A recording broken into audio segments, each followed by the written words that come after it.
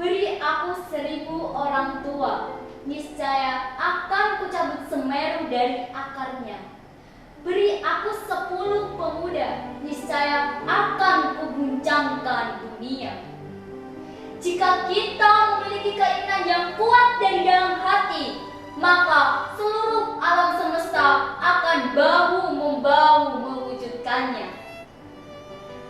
Assalamualaikum warahmatullahi wabarakatuh. Salam Pancasila, pusaka Indonesia sepanjang masa.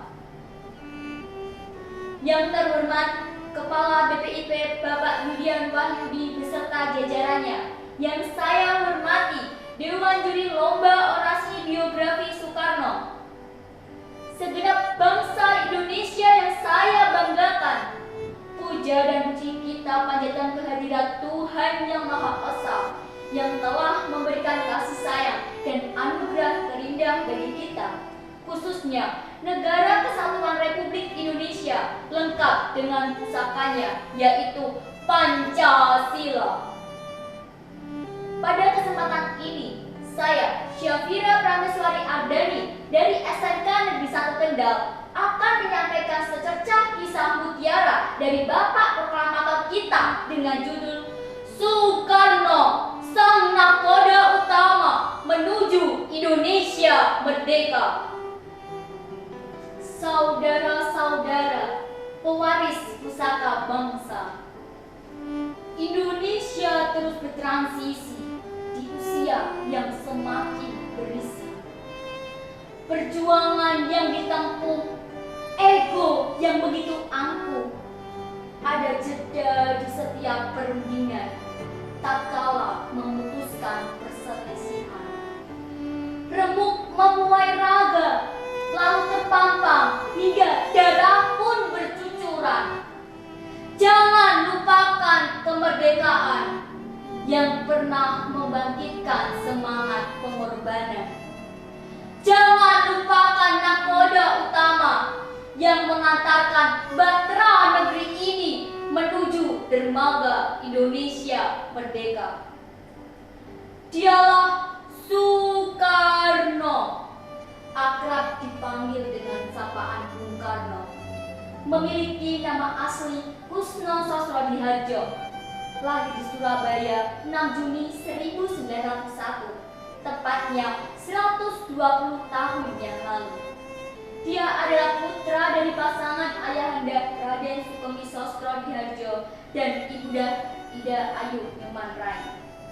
Saudara-saudara, pewaris pusaka bangsa, belajar tanpa berpikir itu tidaklah berguna, tapi berpikir tanpa belajar itu sangatlah berbahaya.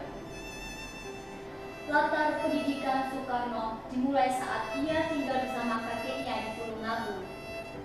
Dia menempuh pendidikan dasar di S. Iraden School di Mojokerto, yang pada saat itu ayahnya bekerja sebagai guru. Kemudian pada tahun 1911, dia pindah di Eropa Lager School untuk mempersiapkan masuk di Modern Burger School di Surabaya. Lalu ia melanjutkan di Technical Grove School atau sekarang ITB hingga mendapat gelar insinyur teknik sipil pada tahun 1926. Dia terus mengasah kemampuannya hingga ia mampu berbicara bahasa Inggris, Prancis, Jerman, dan Belanda. Tak heran pula ia menyandang 26 gelar doktor honoris causa, di antaranya ITB, UGM Yogyakarta, Universitas Berlin di Jerman, dan Universitas Al-Azhar di Mesir.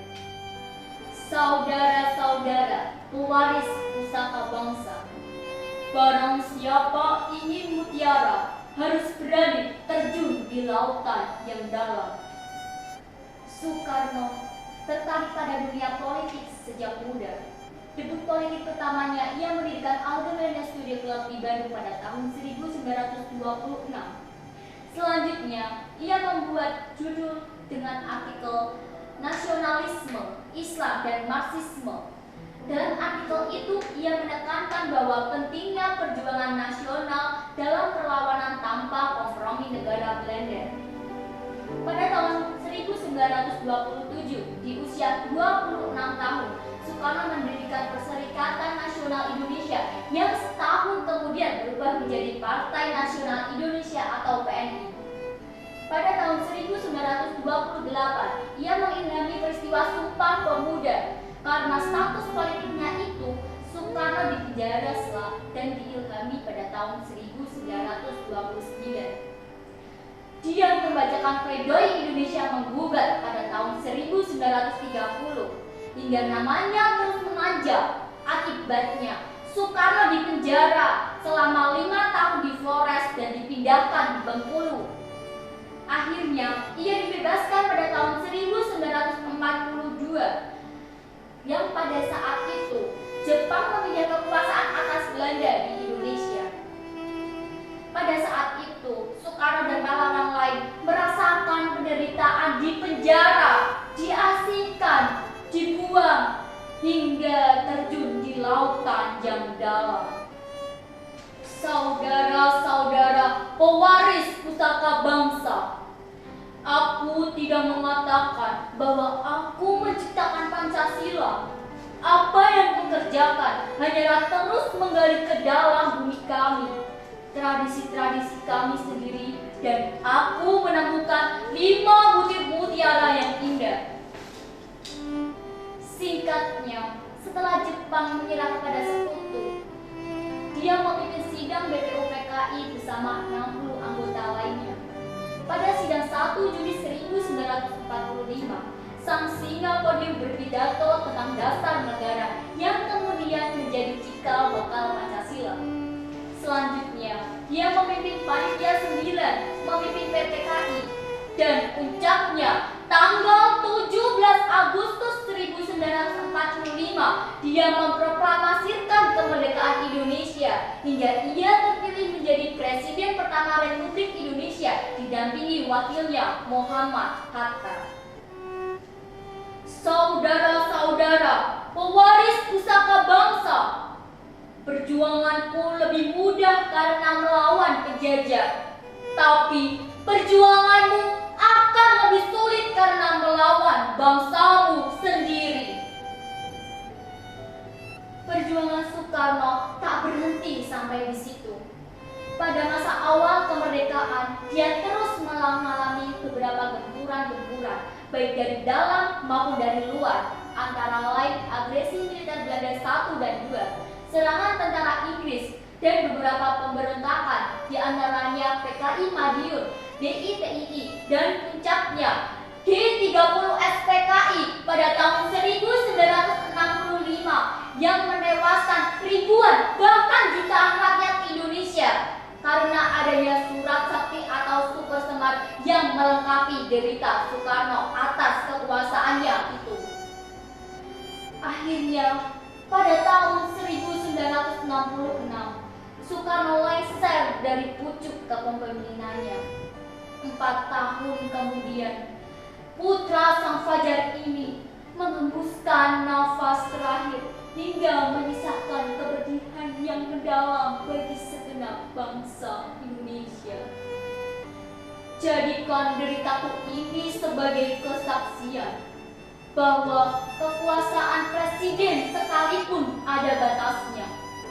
Karena kekuasaan yang langgeng hanya kekuasaan rakyat, dan di atas segalanya adalah kekuasaan Tuhan yang Maha Esa. Demikian secercah kisah Soekarno, sang nahkoda utama Indonesia merdeka.